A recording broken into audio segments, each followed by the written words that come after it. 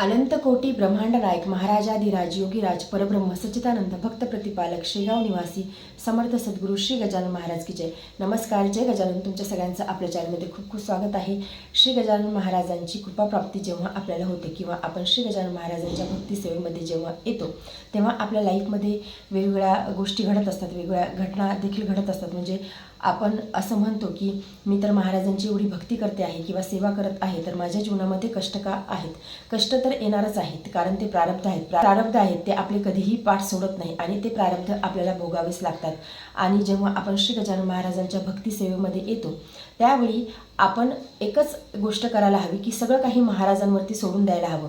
म्हणजे जेव्हा आपण महाराजांची अत्याधिक भक्ती करायला लागतो, महाराज आपल्याला अतिशय प्रिय वाटायला लागतात, त्यावेळी आपण सरळ सगळं काही महाराजांवरती सोडून द्यायला हवं. मग ती कुठलीही परिस्थिती असो, म्हणजे ती तुमच्या बाजूने असो किंवा विरुद्ध असो, किंवा तुमचं मन खूप दुखलेलं असेल, एखाद्या गोष्टीमध्ये तुम्ही खूप डिस्टर्ब झाला असेल, तुम्हाला एक प्रकारचा ट्रॉमा जरी लागलेला असेल तरीसुद्धा महाराजांच्या भक्तीची कधीही कास सोडू नये. महाराजांची जी शरणागती आहे ती कधीही सोडू नये, कारण की महाराजांचं नियोजन असं असते ते आपल्या समजण्याच्या पलीकडे असते. महाराजांचं जे नियोजन आहे ते मानवी मनाला समजण्याच्या पलीकडे असतं. महाराज तुम्हाला भरभरून दुःख देतील जेव्हा तुम्ही श्री गजानन महाराजांची भक्ती करायला लागाल किंवा तुम्ही अन्य कुठल्याही देवतांची तुम्ही भक्ती करायला लागाल. तुम्ही भक्ती मार्गामध्ये जेव्हा याल त्यावेळी तुमच्या पदरामध्ये दुःखच पडणार आहे. ही गोष्ट तुम्ही स्वतःला बजावून सांगायला हवी. दुःख यासाठी पडणार आहे हे मी तुम्हाला समजून सांगते एका म्हणजे उदाहरणामधून. की समजा कुणाचे 4 जन्माचे 5 जन्माचे, म्हणजे द्रोणाचार्य जेव्हा भगवान श्रीकृष्णांना म्हणतात की मला 100 जन्मापर्यंत आठवते की माझ्याकडून काही पाप झालं नाही, तेव्हा श्रीकृष्ण त्यांना म्हणतात की 100 जन्मापर्यंत आठवते ना, पण त्या अगोदरचं म्हणजे 101 जन्मातलं आठवत नाही, तर त्याचंच जे प्रारब्ध आहे ते तुम्ही आत्ता भोगत आहे. तर म्हणजे प्रारब्धाचं असं असते की आपल्याला माहीत नाही आपण किती जन्म घेतले आहेत, किती योनीमधून आपण फिरून आलो आहेत, काय घडलं आहे. आणि ते प्रारब्ध जे आहेत ते जेव्हा आपण भक्ती मार्गामध्ये येतो, आपण जेव्हा भक्ती करायला लागतो त्यावेळी ते प्रारब्ध जे आहेत ते भगवंत आपल्याकडून भोगून घेत असतो. म्हणजे एखाद्या व्यक्तीचं जर का समजा प्रारब्ध त्याला 4 वर्षामध्ये किंवा 10 वर्षामध्ये फेडायचे असतील, तर आपण जेव्हा भक्ती मार्गामध्ये येतो जेव्हा आपण श्री गजानन महाराजांची भक्ती करायला लागतो त्यावेळी ते जे प्रारब्ध आहे ते भगवंत आपल्याकडून 15 दिवसामध्ये, 1 महिन्यामध्ये, 2 महिन्यामध्ये, 3 महिन्यामध्ये जेवढं जास्त प्रारब्धाची पुंजी असेल तेवढं पटकन भोगून घेण्याचा प्रयत्न करा. कारण की आपल्या प्रारब्धाचा जो मळ आहे तो निघून जाईल आणि आपण स्वच्छ होऊ आणि आपण स्वच्छ पद्धतीने भगवंताची भक्ती करू शकू. म्हणजे जेव्हा आपल्या जीवनामध्ये काही विपरीत परिस्थिती येते तेव्हा आपलं मन लागत नाही, आपलं भक्ती करण्यामध्ये देखील मन लागत नाही, नामस्मरण करण्यामध्ये देखील आपलं मन लागत नाही. मग अशा वेळी आपण काय करायला हवं, आपण एवढाच एक विश्वास ठेवायला हवा की महाराज माझ्यासोबत आहेत. महाराज जे करतील ते माझ्यासाठी योग्यच करणार आहेत, चांगलंच करणार आहे. माझ्या स्वतःपेक्षाही महाराजांना माहिती आहे की माझ्यासाठी काय चांगलं आहे. म्हणजे जेव्हा आपण अध्यात्म करतो, जेव्हा आपण भक्ती मार्गावरती येतो त्यावेळी आपल्या हातून खूप काही गोष्टी सुटत जातात. तुम्ही बघाल, तुम्ही विचार करा की कधी काळी समजा आपले जे नातेवाईक होते त्यांच्यासोबत आपली खूप अटॅचमेंट होती, पण हळूहळू ती अटॅचमेंट कमी होत जाते. जेव्हा आपण रोज किंवा 1 दिवसाआड ज्या व्यक्तीसोबत बोलायचो ते व्यक्ती आता आपल्याला महिने वर्ष फोन करत नाही. तर हे असंच होते. जेव्हा आपण भक्ती मार्गावरती येतो तेव्हा भगवंत आपल्यामधला जो काही अडथळा आहे, आपल्या भक्ती मार्गामध्ये जो येणारा अडथळा आहे ते सगळं काही दूर करायला लागतो. ते यासाठीच मग ते पैशापासून तर नातेसंबंधापर्यंत सगळ्या गोष्टी आपल्या बदलत जातात. ते यासाठी की आपण शुद्ध अंतःकरणाने भगवंताची भक्तीच करावी, भगवंतावरतीच आपण फोकस करावा. त्यामुळे ह्या सगळ्या गोष्टी होत राहतात.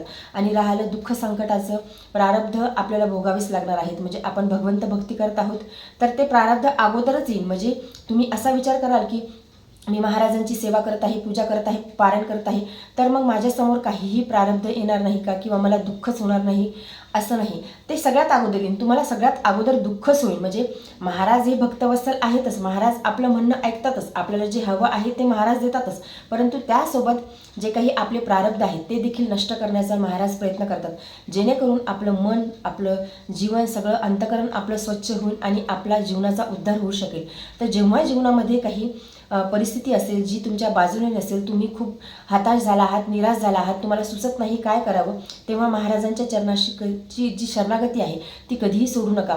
जेव्हा तुमचं मन खूप दुःखाने व्याकुळ झालेलं असेल, तुम्हाला खूप असा दुःखाचा डोंगर समोर वाटत असेल, संकटाचा डोंगर तुमच्या समोर येऊन उभा राहिला असेल, तेव्हा तुम्ही शांत व्हा, देवघरामध्ये थोडा वेळ बसा, महाराजांची आरती करा, नामस्मरण करा आणि जे काही दुःख आहे ते तुम्हाला रडायला येत असेल तुम्ही रडून महाराजांना सांगा, तुम्हाला खूप असं राग येत असेल रागून महाराजांना सांगा, सगळं काही महाराजांना सांगून द्या आणि महाराजांना एवढंच म्हणा की हे नाथ तुमच्याशिवाय माझा कोणी नाही, मी तुमच्या चरणाशी शरणागत आहे. तुमचं जे काही नातं असेल महाराजांकडे, बाबा असतील, काका असतील, तुम्ही महाराजांना जे काही आजोबा मानत असाल, जे काही तुम्ही महाराजांना मानत असाल, तुम्ही महाराजांना सांगा की महाराज तुम्ही बघा तुमच्याशिवाय आता मला तारणारा कोणीही नाही आणि तुम्हाला हे करावंच लागेल. म्हणजे अर्चक म्हणजे कोण? जो भगवंताची भक्ती करतो तो म्हणजे अर्चक. तर एका अर्चकाचा भगवंतावरती पूर्ण विश्वास असतो, भगवंतावरती पूर्ण अधिकार असतो. त्यामुळे त्या अधिकाराने आपण महाराजांकडे ह्या सगळ्या गोष्टी बोलू शकतो की तुम्ही बघा मला हे जे काही माझ्या समोर चालू आहे हे मला आता सहन होत नाही आहे, माझ्या सहनशक्तीच्या पलीकडे झालं आहे,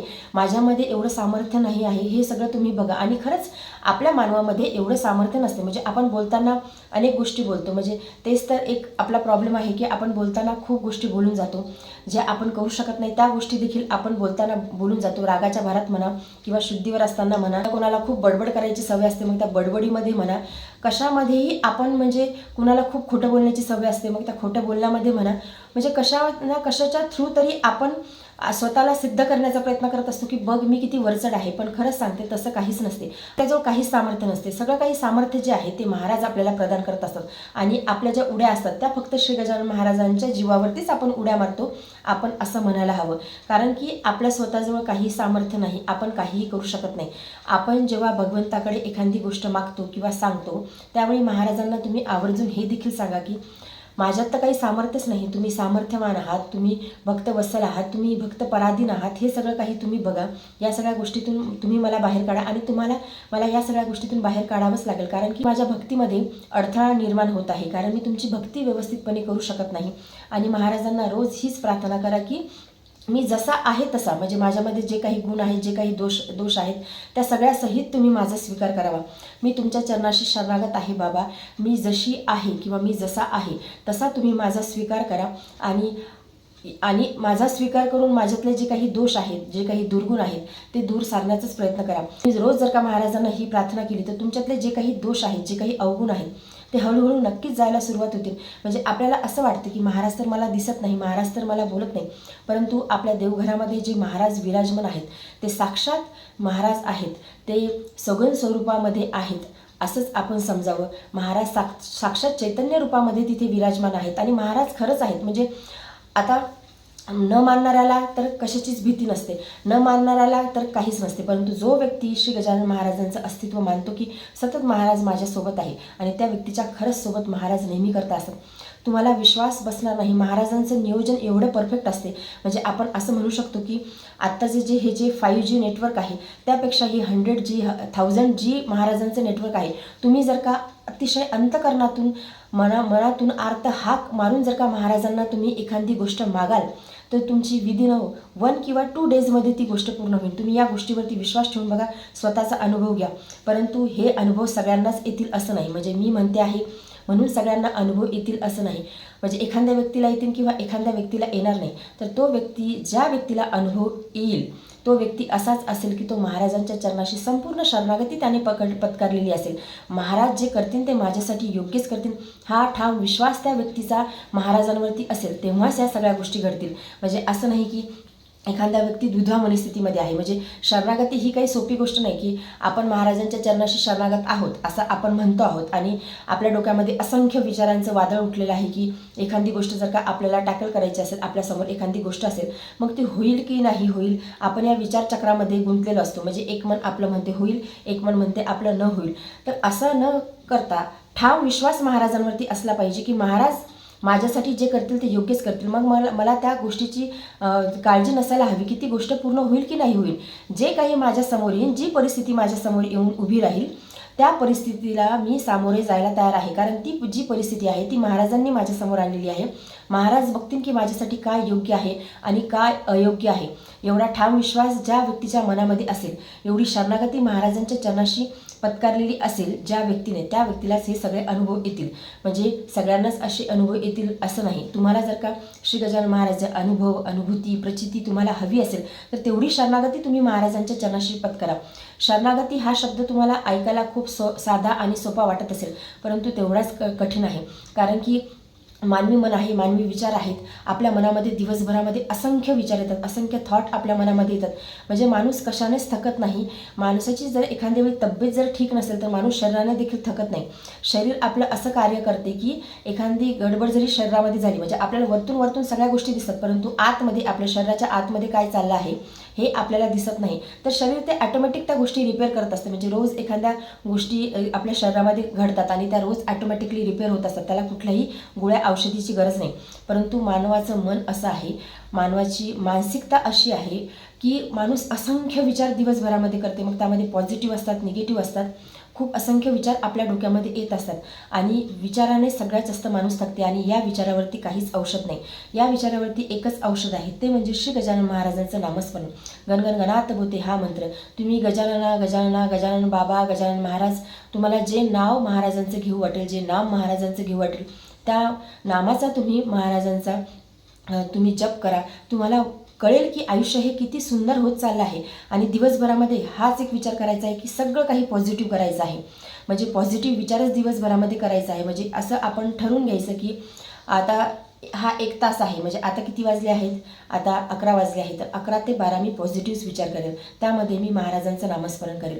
मग परत तुमच्या मनामध्ये कधी समजा निगेटिव्ह विचार यायला लागले, परत तुम्ही ठरवायचं की या पुढच्या 1 तासामध्ये मी पॉझिटिव्ह विचार करेल आणि महाराजांचं नामस्मरण करेल. असा तुम्ही दिवस जेव्हा जगायला सुरुवात कराल, अशी तुम्ही दिवसाची सुरुवात कराल, असे तुम्ही 1-1 तासामध्ये तुम्ही ह्या सगळ्या गोष्टी तुम्ही करा. तुम्ही बघाल की विदिन 8 डेज, म्हणजे 8 दिवसाच्या आतमध्ये तुम्ही अंतर्बाह्य तुम्ही पॉझिटिव्ह व्हाल. तुम्हाला महाराजांचे अनुभव, अनुभूती हळूहळू यायला लागतील. कारण की ही आहे, ही शरणागती आहे. सगळ्यात महत्त्वाचं म्हणजे जेव्हा आपण अध्यात्म मार्गावरती येतो, आपण अध्यात्म करतो, महाराजांची भक्ती आपण करायला लागतो, तर त्यावेळी हीच गोष्ट असते की मन जे आहे, आपले जे इंद्रिय आहेत ते आपल्या कंट्रोलमध्ये यायला हवे. जेव्हा माणसाच्या मनामध्ये आपले जे इंद्रिय आहेत किंवा आपलं मन जे आहे ते कंट्रोलमध्ये यायला लागतील, तेव्हाच ह्या सगळ्या गोष्टी होतात. सगळ्यात अवघड मनाला कंट्रोलमध्ये करणं आहे. तर तुम्ही एकेका तासाच्या बॅचमध्ये ह्या सगळ्या गोष्टी डिव्हाइड करा की या 1 तास, पुढचा जो 1 तास आहे, मला पॉझिटिव्ह राहायचं आहे आणि मला महाराजांचंच नामस्मरण करायचं आहे. पुढचा जो 1 तास आहे, कधी निगेटिव्ह विचार आला तर मला पॉझिटिव्ह राहायचं आहे, मला महाराजांचंच नामस्मरण करायचं आहे. अशाच तुम्ही समजा आता तुम्ही रील बघत आहात किंवा तुम्ही TV बघत आहात किंवा तुम्ही फोन बघत आहात, तर त्यावेळी तुम्ही अशाच गोष्टी बघाव्या की जेणेकरून आपण भगवंताच्या जास्तीत जास्त जवळ जाऊ, जास्तीत जास्त कनेक्ट आपण होण्याचा प्रयत्न करू. माणूस सगळं काही करतो, म्हणजे त्रागा करेल, कुणाला काय जे सांगायचं नाही त्या गोष्टी आपण बाहेर लोकांना सांगत असतो, बडबड करत असतो. आणि या सगळ्यांमध्ये खरंच सांगते काही हाती लागत नाही.